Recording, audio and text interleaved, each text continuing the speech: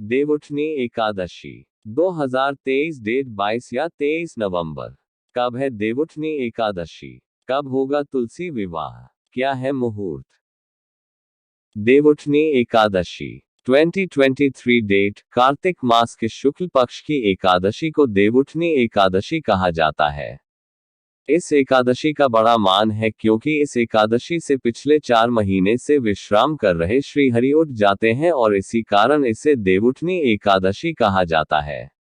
आपको बता दें कि इस एकादशी के साथ ही चातुर्मास का समापन होता है और मांगलिक कार्य जैसे विवाह, मुंडन संस्कार, गृह प्रवेश जैसे कार्य शुरू हो जाते हैं।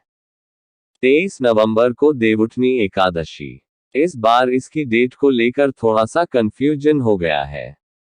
कुछ लोगों के मुताबिक इस बार ये पावन दिन 22 नवंबर को है तो कुछ लोगों का मानना है कि देवउठनी एकादशी 23 नवंबर को है। तो चलिए आपका कंफ्यूजन दूर कर देते हैं।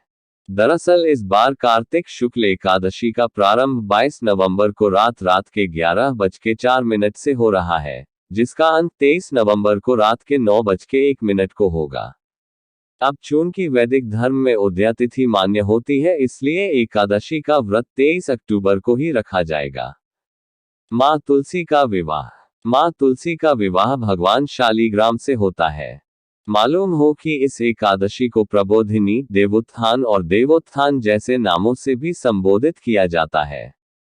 भगवान विष्णु आषाढ़ की एकादशी विश्राम पर जाते हैं और कार्तिक मास की एकादशी पर जागते हैं।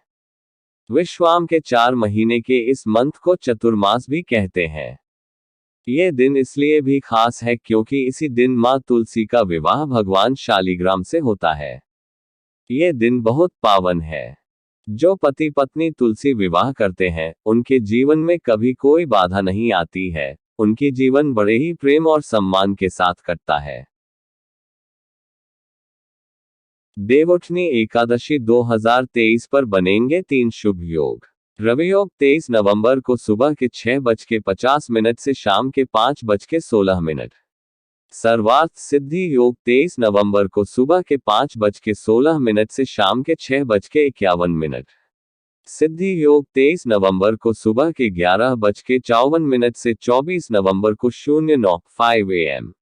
अब चूंकि सिद्धि योग 24 नवंबर को भी है तो वहीं कुछ लोग तुलसी विवाह 24 नवंबर को भी करेंगे।